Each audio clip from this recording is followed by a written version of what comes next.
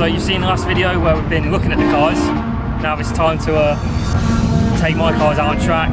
Around 12 o'clock-ish. We took the Yaris out first. Now we've done the Yaris before on track, as you've seen in a couple of videos. If you're a long time viewer, you definitely know I've taken this out on track before. But it's been a while since I've taken this out on track. It's got a few modifications on it.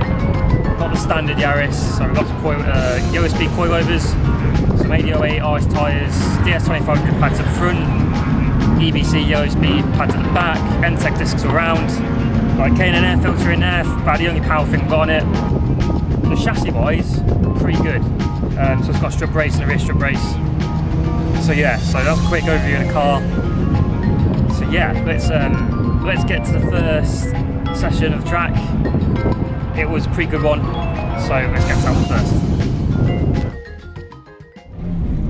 So here we go then, first time out on track in a while, and we're going to properly blast it around Silverstone. It's such a great track to be on. And first I do want to apologise for the camera. The track marshals are pretty strict on what camera mounts we can and can't use, so I've had to use dash cam camera from the Yaris. And after the first out lap, we get to this Corolla in front, which is going to brief off to the right in a second, and there's also a 350Z in front of it, and we're also going to overtake that. I'm going to add this little overtake counter on the top right as well, just to see how many overtakes we can get in this session in this little Yaris. And we also crop up to these MX-5s on this Starlet in front. Obviously we can't overtake on the corners, it's standard track day rules.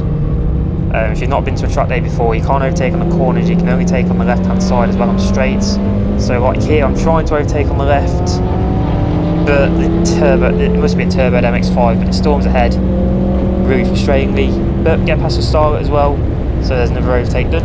And you'll see that I've also got my girlfriend in the passenger seat who's never been out on track before.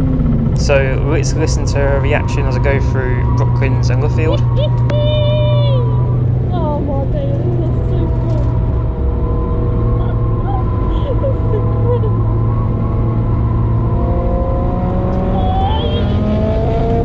So I think she's enjoying that one.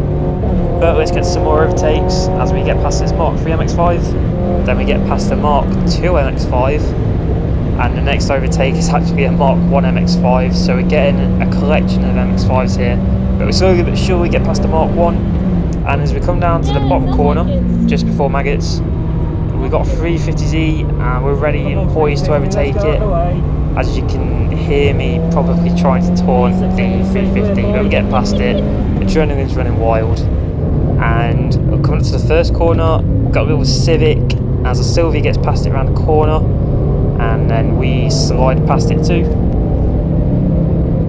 And when we get to the corner down the bottom, just after that, here's an example of, I just wish the Yaris had a bit more power, as obviously everyone sort of gets stuck behind everyone. The Sylvia just drives off, get past the MX-5, I'm sure she's letting me past, but then out of the blue and the wildness of track days, this Time Attack Evo just comes storming past. What a machine.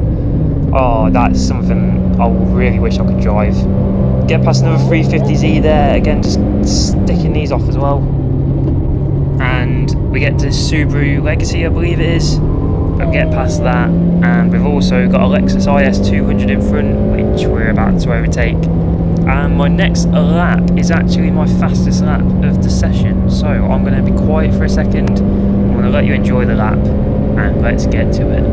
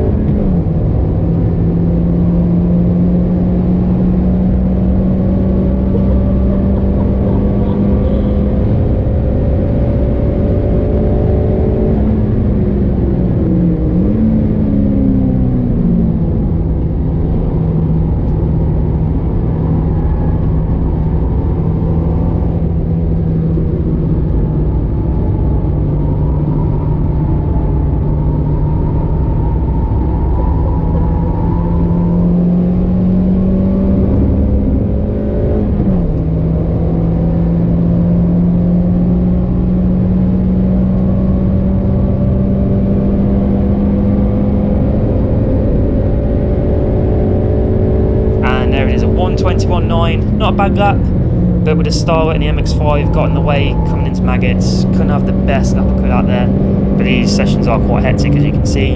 Get past another MX-5, and then this MX-5 here spins out, possibly going too quick into the corner. It looks like I tried to throttle it out, but who knows, but I'm going to class that as an overtake. And then we get to this gaggle of cars coming up, so we get past this one MX-5, get past this other MX-5 which is actually about to overtake this Fiat by the looks of it, but we get past them too, and then we catch up to this Civic that we've already overtaken before, but this Civic actually turns into my favourite overtake of the day, so I'm going to let this one play out.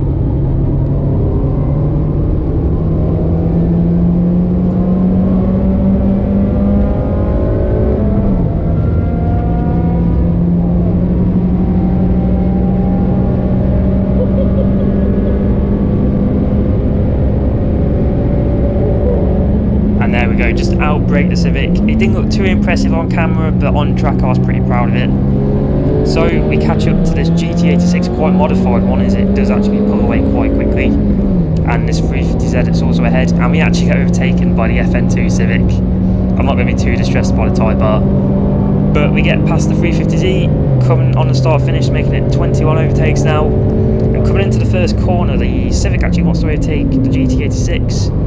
Not allowed to on the corners obviously, so he holds back. I'm coming with the momentum and we overtake a GT86 as well, so there's 22 overtakes now. So we catch up to this GT86 now, the white one, coming into the bottom corner. I can just, obviously you can't overtake on the corners, I want to go and overtake it. Coming in the outside now, I don't think it actually sees me, or if it doesn't want the Yaris overtakes, but I have to lift off there. And obviously I just haven't got the speed, so it just storms away, and that's actually the end of the session. So 22 overtakes in that session in a 100 horsepower Yaris. So let's get back to the side of the track, let's introduce the Corolla, and let's get into the Corolla session over Silverstone.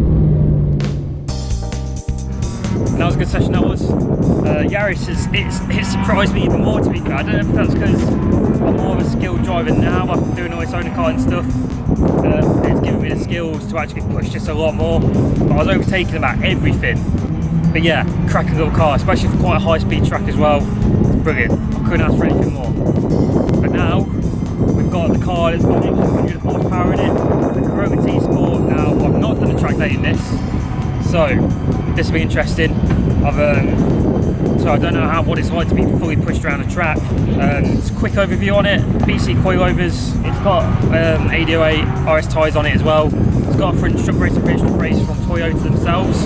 This is the facelift that's come with them. But yeah, there's not really much to it, to be honest. It's been stripped out as well, so it's a bit lighter than what it should be. But yes, it's got the 2ZZ front speaker in it, about 190 horsepower. It has got a JDM ECU in it, which does push it to about 200. If you don't know about the 2ZZ as well, it has a lift technology, a little bit like VTEC. So in the European models, around 6.2 they come in. X-rays, different cams, gives you about 189 horsepower. However, with this one now, with the JDM ECU in it, we should now be pushing around 200 horsepower at 6,000 RPM mark. That's when the lift activates. And the rev limiter on the European models, 8,200. This has got an extra 50 RPMs just to really maximise that lift. It's also got the DS2500 pads in it as well. Let's get it out on track, let's see what it's like. Is it any better than the Yaris? Who knows? We'll find out. Let's get to it. So here we go then, out on track in the Corolla. So we've got about double the power, a little bit more weight in the car, so it should have a lot more pace than the Yaris did. But on the out lap, the very first lap, meant to be going slow behind the safety car, but the Sleeker completely bins it on the bottom corner. That's not really what you want to be doing on the first lap. So coming up to the first proper lap, we get to a group of cars. MX-5 lets me pass there, but here comes a problem where no one really wants to give way at all, and no one really seems to understand that the slower cars need to go onto the right and the quick cars overtake on the left. So, like I say, this is, with it being a car show track session, there's a lot of egos, there's not a lot of track knowledge, we'll say, out there, so everyone wants to be doing the overtaking. even here, I'm trying to go on the left of these MX-5s, but I just can't. They're not letting me. And then the sleeker on the right overtakes everyone. You're not meant to overtake on the right. He was probably frustrated, which I can understand. He'll get past this MX-5 correctly on the left, and again, there's just a massive line of cars. It's really frustrating. It's just really, like, we haven't got much time, you know, you want to get out and get a nice bit of track. We'll get past this micro, who you've seen on TikTok does some crazy skids around Cops Corner. It's very enjoyable to watch. And past Cops Corner, get past this MX-5, and then we get to another frustrating bit where an MR2 tries to overtake an RX-8. I skipped quite a lot here because I was saying a lot of words out of anger. I was getting quite frustrated. But get past the RX-8, and now trying to get past the MR2. Definitely got the legs in the straights. The MR2 just brakes pretty early here, and I get the overtake for the 7th overtake of the day. Then we start catching up to this Subaru coming up to Cops Corner. I can really catch up to it in the corner, as you can see here. But when we come to the corner exit, Subaru with just much more horsepower than mine starts pulling away. And for another proud overtake, when we get to Maggots, I just out braking once again, straight past. I'm pretty sure he wasn't letting me through, even though he was on the right. But I'm still proud of that one. And then we actually catch up to this FN2 Civic. A bit of revenge from earlier. One overtook me in Yaris, and now I'm going to overtake one in Corolla. And now, coming up to the next lap, my fastest lap of this session, quite early on. So I'm going to shut up, let you listen to the 2ZZ noise, and see you later.